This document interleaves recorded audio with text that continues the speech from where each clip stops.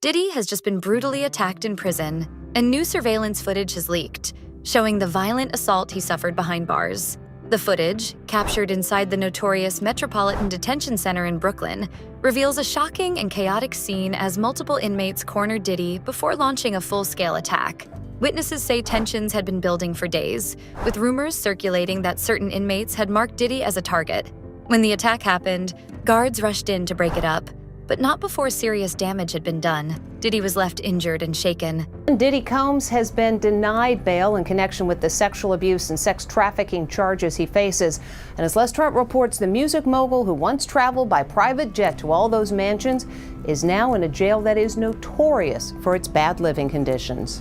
Music mogul Sean Diddy Combs spent his first night behind bars inside a facility that is being called Hell on Earth. The Metropolitan Detention Center in Brooklyn is notorious for its appalling living conditions and rampant violence. How bad is it inside this federal lockup?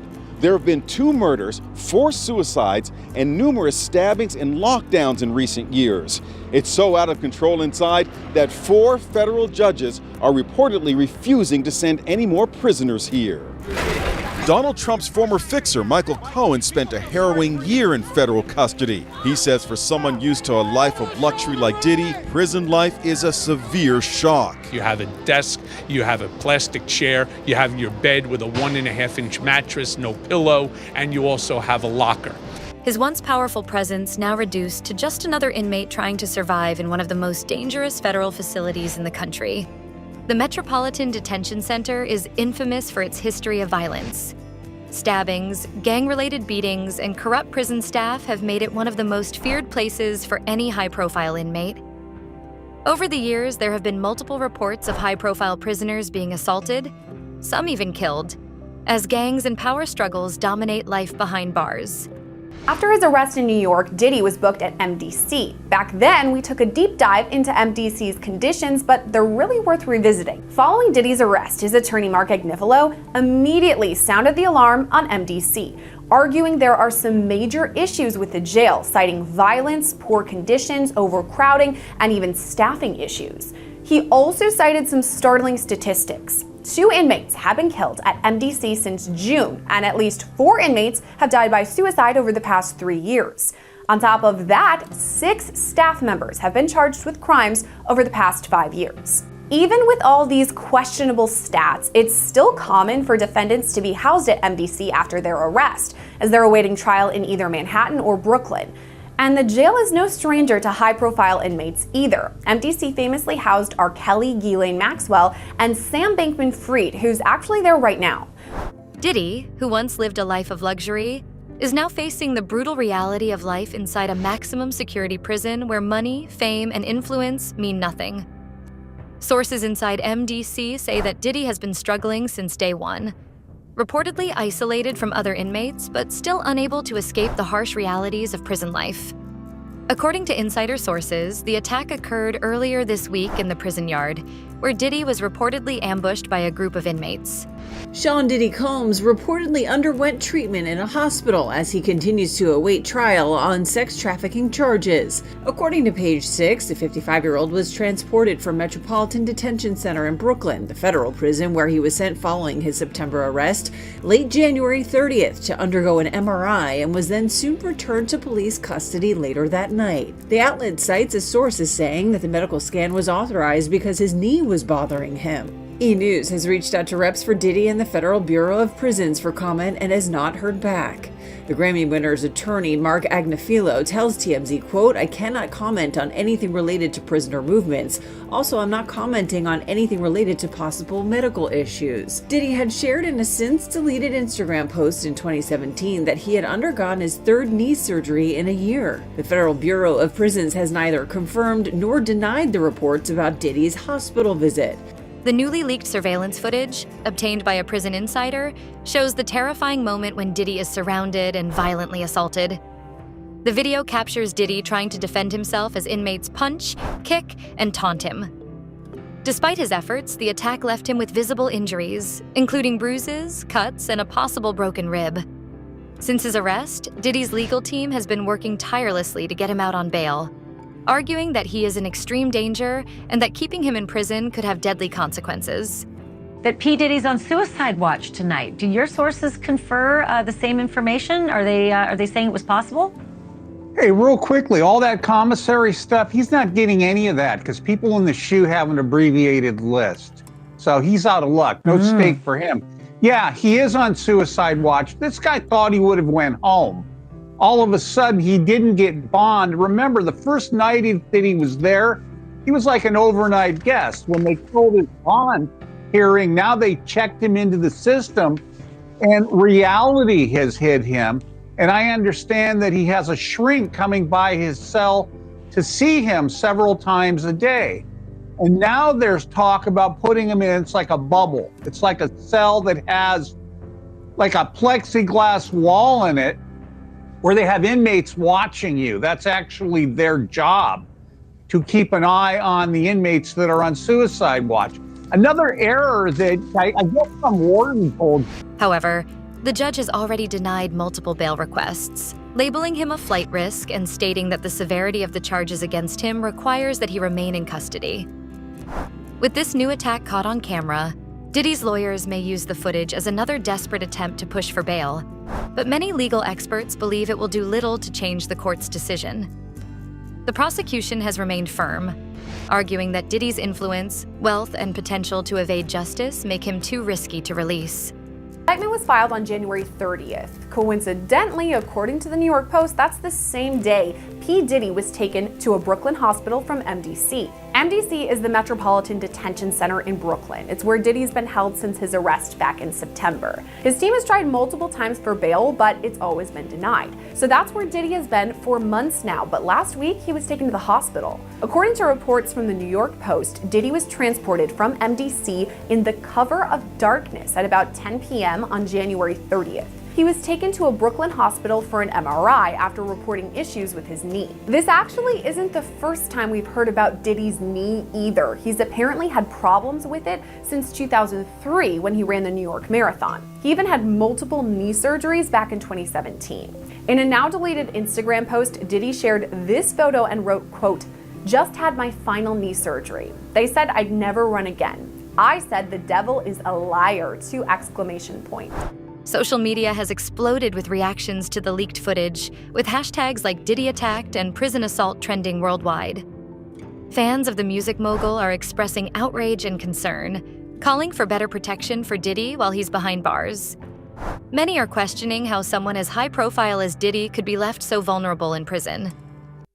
At the same time, critics are pointing to the attack as a stark reminder of the consequences of his alleged actions, with some saying he's facing the reality of his choices.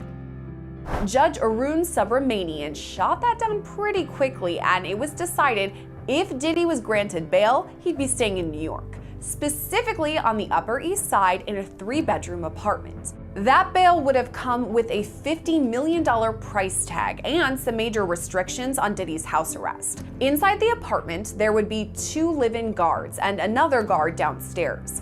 Diddy wouldn't be allowed to access any phones or the internet unless it was used to contact his legal team. And on top of all of that, there would be a vetted list of people approved to visit Diddy, including his legal counsel and of course his family. Diddy's attorney Mark Agnifilo said there was a 0% chance that Diddy would be violent if he was released, and even called the bail package a, quote, very, very rigorous set of conditions.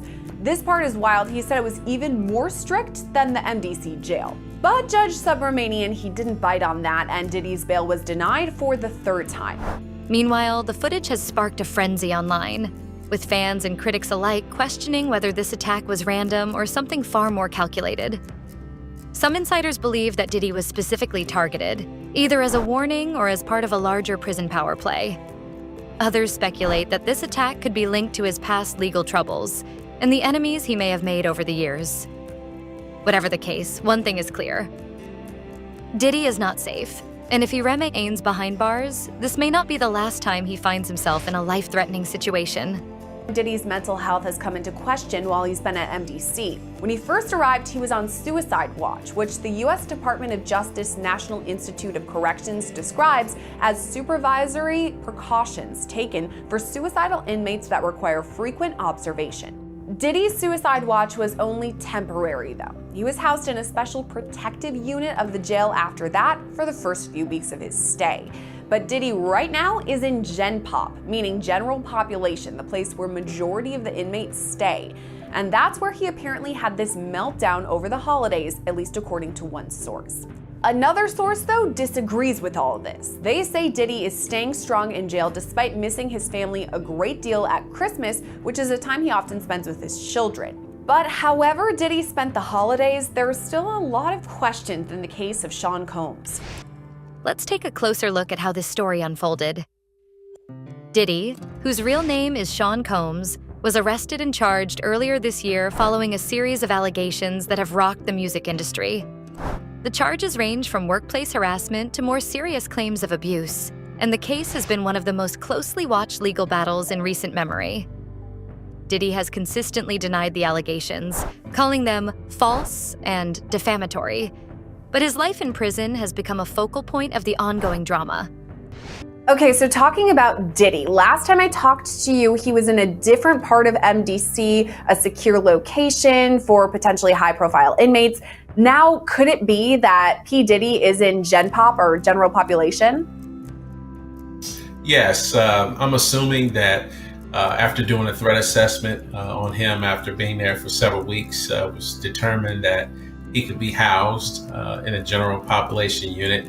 And it's been my experience when I was there, several years ago. We have a east and a west building, and typically we had, since it's a detention center, you have all types of individuals there. High security, low security, minimum, and then you have folks like former law enforcement officers, and then folks that were who may have been compromised. And you also have sex offenders that are detainees. So what we would do.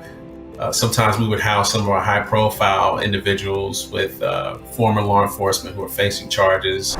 So what happens next? Will Diddy's legal team use this attack to push for emergency bail? Or is this just the beginning of an even more dangerous chapter in his story? Right now, his future remains uncertain. And with tensions inside MDC reaching a boiling point, his time in prison is only getting more dangerous by the day. The world is watching.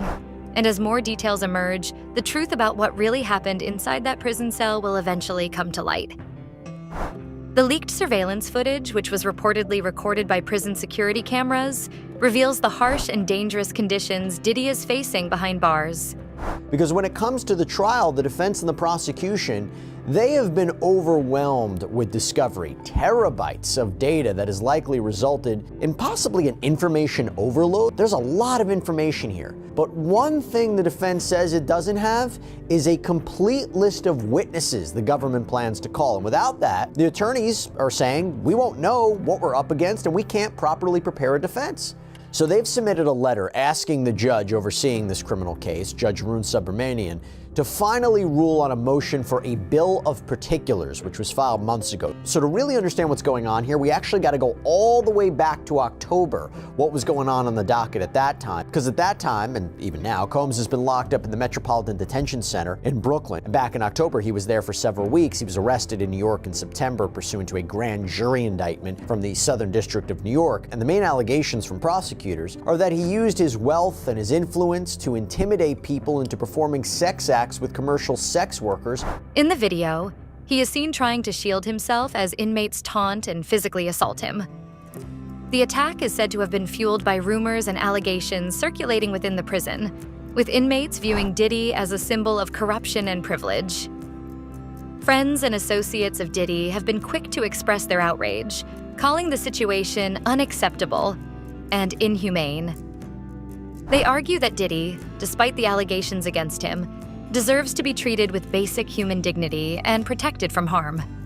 And the defense noted in their letter to the judge, quote, this case is unique, in part because of the number of individuals levying allegations against Mr. Combs due to his celebrity status, wealth, and the publicity of his previously settled lawsuit, and the grand jury leaks and false inflammatory statements by the DHS agents, as outlined in our previous motion. This has had a pervasive ripple effect, resulting in a torrent of allegations by unidentified complainants spanning from the false to outright absurd.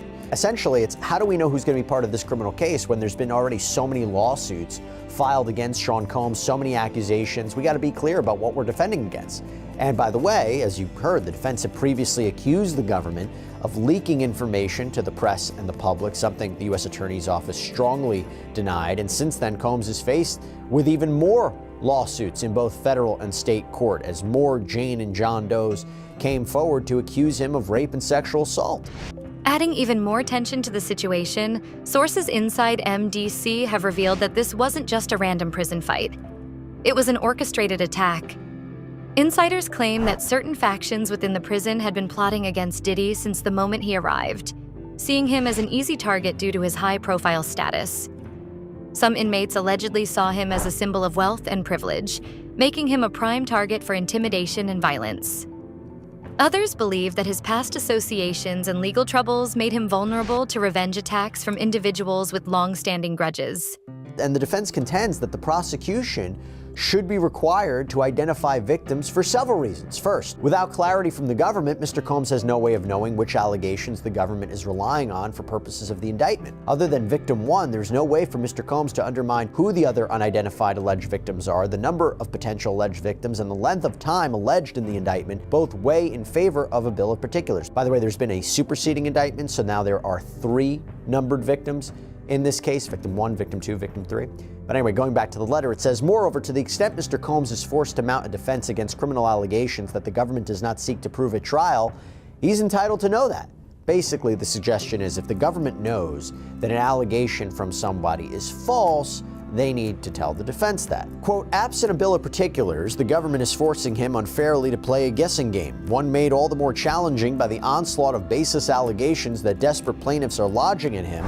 However, others close to the case suggest that Diddy's struggles in prison are a direct result of his alleged actions and the notoriety surrounding his case. Legal experts weigh in, suggesting that the attack could have serious implications for Diddy's legal battle, potentially swaying public opinion and even influencing the judge's decision. At the same time, prison authorities are facing intense scrutiny for failing to protect Diddy from such threats. Reports indicate that guards had been warned about a possible attack on Diddy. Prosecution asked for a little bit more time to respond to the defense's letter, which the judge granted.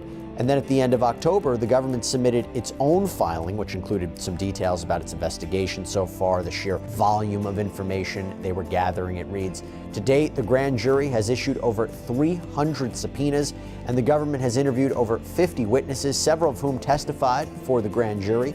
Since the defendant's arrest a little over a month ago, the government has made 3 significant productions of discovery material, which include the following categories of materials: all search warrants and supporting affidavits, hotel, financial, and communication records produced pursuant to grand jury subpoenas, and electronically stored information from over 60 of the defendant's own devices and iCloud accounts, including, among other things, text messages, audio and video recordings, photographs, and documents which the defendant had requested be prioritized. These materials contain additional details about the allegations against the defendant, including, for example, specific allegations relating to multiple victims in search warrant affidavits and communications with victims and witnesses. But despite these warnings, no extra precautions were taken. When the attack finally happened, it was swift and brutal.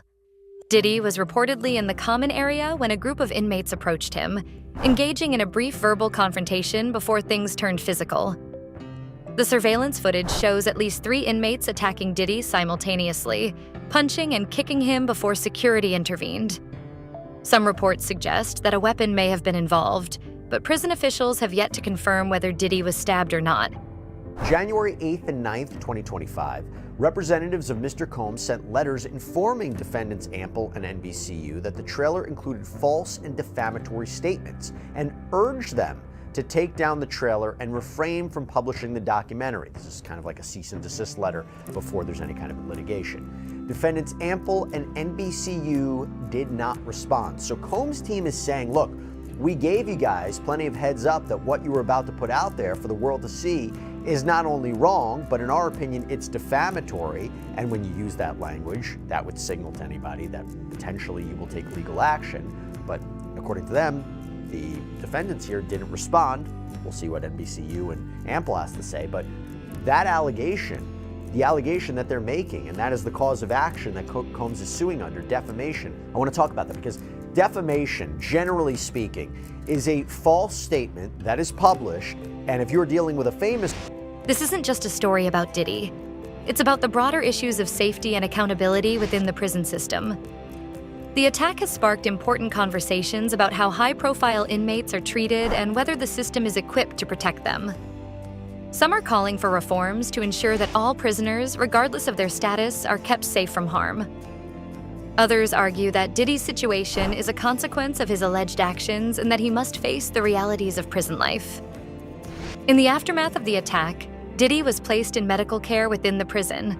Friday night by NBC News. Now, this dismissal comes after NBC News sat down exclusively with the accuser in an interview and subsequently found inconsistencies in her claims. One being that she said that her father drove 5 hours to pick her up after the alleged assault, but when reached by NBC News at the time, he could not remember the incident. She also claimed that she met Benji and Joel Madden at the house party, but they were touring in the Midwest at the time. When asked about her inconsistencies, she stood by her allegations. Combs, who is currently behind bars awaiting his criminal trial on sex trafficking, said that the dismissal is, quote, another confirmation that these lawsuits are built on falsehoods. He's been sued by multiple people who allege sexual misconduct, claims he denies. Peter, Laura? All right, Chloe Malas, thank you. Hey, thanks for watching. And don't forget, you can catch the Today Show every morning on NBC or take Today when you're on the go. Just follow the Today podcast on Apple Podcasts, Spotify. But questions remain about his safety. His legal team is now demanding an immediate transfer to a safer facility, arguing that MDC has proven incapable of protecting their client. However, the judge overseeing his case has made it clear that Diddy will not receive any special treatment. Instead, prison officials are said to be conducting an internal investigation to determine whether there was any negligence in preventing the attack. As the case continues to unfold, one question looms large. What's next for Diddy? So as the court's order mentions, interlocutory appeals, they are, quote, granted sparingly and only in exceptional cases. But there's a bigger issue why an interlocutory appeal doesn't work here. The court writes, granting permission for an interlocutory appeal would not accelerate the conclusion of this litigation because this litigation has now reached a final conclusion. Accordingly, plaintiff's motion for permission to file an interlocutory appeal is denied. Basically, it's moot. It's over. There's no point of it. Then there's the third order on sanctions. So Combs' lawyers want Cardello Smith to be punished in some way for what they say amounts basically to harassment and extortion. We've talked about this before on other sidebars, that if you're a lawyer or, you're representing yourself, you can't file frivolous claims and frivolous complaints and frivolous motions. They have to be backed up by the facts, the law. They can't be done just to harass or intimidate anybody. Otherwise, you're going to get on the bad side of the court and you'll be punished. Will the attack lead to changes in his prison conditions? Or will he continue to live in fear? And how will this incident impact his legal case and public image? For now, all eyes are on the prison system and the courtroom as the world waits to see how this story will unfold. This incident has also reignited debates about the conditions within MDC, which has long been criticized for its lack of security, frequent violent incidents, and reports of abuse by both inmates and guards.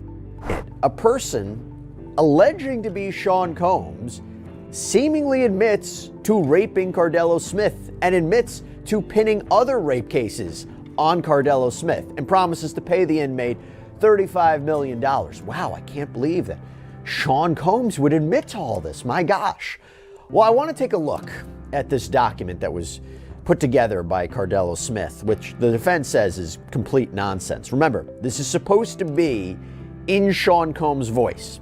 It reads, I agree to the settlement offered to this plaintiff in the original amount of $35 million, and the only reason I am disclosing it is because plaintiff wanted it made public in order for me to not fight the case anymore and to remove any hint of denial of plaintiff's claim of sexual assault I did upon him and other measures that have been discussed throughout previous meetings at the facilities over the years when I met with plaintiff and my agents met with plaintiff at various prisons.